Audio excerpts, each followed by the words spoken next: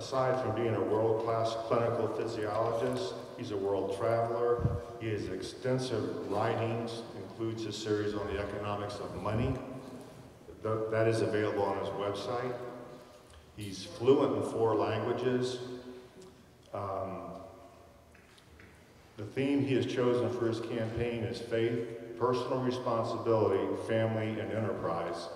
And I think what I like best about this is what he stated in the announcement for his candidacy. I'm running for the U.S. Senate and believe, as John Adams proclaimed, to lay upon myself the most solemn obligation to uphold the Constitution of the United States, that Constitution, our Constitution, that created a government exercised by ordinary citizens, elected at regular intervals by their neighbors, to make and execute laws for the general good. With that, please welcome Mr. Eric LaMont Gregory.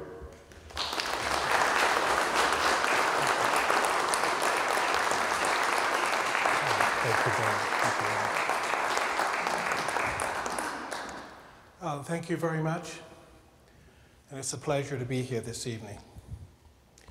Mr. President, fellow Tea Party members, Americans, patriots. When I was a teenager, just getting started, worrying about all of those things that teenagers worry about. Am I going to be able to live in the kind of home that my mother and father live in? What kind of job am I going to have? Am I going to be able to find a wife that's as good as my mother is? Especially one that I could bring home that she would appreciate. And my mother said to me one day, she said, life is not so difficult. We all want to live in a good neighborhood, enjoy the company of our neighbors. We want to earn more than a living wage and have the respect of our work colleagues. We want to find the love of a good woman, make her our spouse and lifelong partner, and when children come along, we want to adore our children and we want to have them admire us. She said, life is not very difficult. I was thinking on the way here tonight, politics is not very difficult. But there's a new spirit in America that the old style politics will not satisfy. Our grandparents want the promise of security that they worked their whole lives to achieve. They want that promise kept. Parents want their children to be prepared for the jobs of the future. And our students want meaningful jobs when they graduate.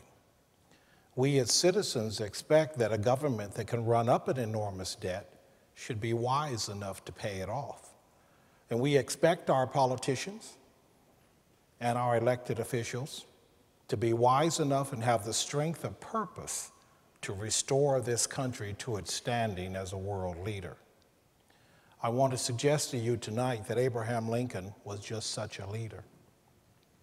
Not only did he preserve the Union, that long, costly 4-year war was accomplished without saddling this country with an enormous debt.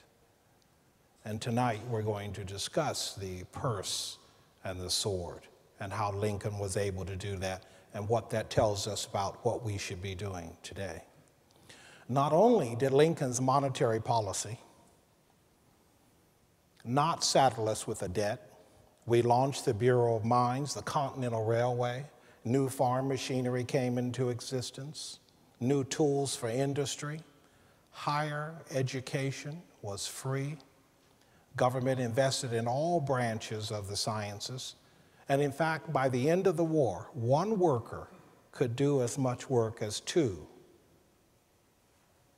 had been able before the war. So this leads me to the question, what is the proper role of government? As I traveled around this state for the last 2 years preparing for this run, I ran into small business after small business and family-owned business that told me that they had had regulation upon regulation piled upon them to the point where they couldn't make any money at all. And sadly, they had to curtail those businesses and the jobs that went along with them. and the impact that the income from those businesses and jobs had on the local communities. So what is the proper role of government? The proper role of government must be to maintain an equitable relationship, a balance between its constitutional responsibilities and, in the words of Lincoln, employing the better angels of our nature to do what is best for this country when faced with competing demands on limited resources. A government so dedicated and so conceived, it's still just as possible that it can be too invasive as it is that that government could be too timid. But long and bitter experience has taught us that that invasive government tramples upon our freedoms. That timid government results when we, the people, exercise our Republican liberties. George Washington said, "The marvel of all history is the patience with which men and women submit to burdens unnecessarily laid upon them by their government." Burdens unnecessarily laid upon the men and women of this country by their government. That's the same George Washington that said that firearms are second only to the Constitution in importance. In this country, we, the people, exercise our decision-making powers through the process of elections. We choose to be represented by our neighbors, elected at regular intervals, to make and enact laws for the general good. We do not expect them to saddle our children and our children's children with a debt that they cannot pay. We expect our courts to uphold the Constitution, not invent a new one. And we would expect that the men and women who are out there protecting our freedoms, many of whom will pay that last full measure of devotion, should have the dignity of serving in uniforms made in the United States.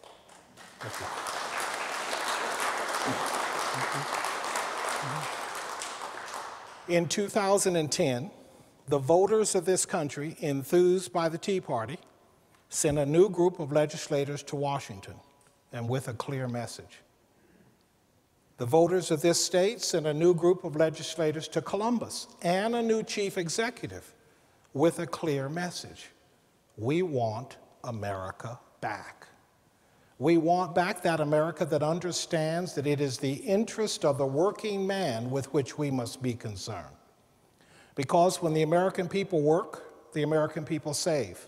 When the American people save, the American people invest.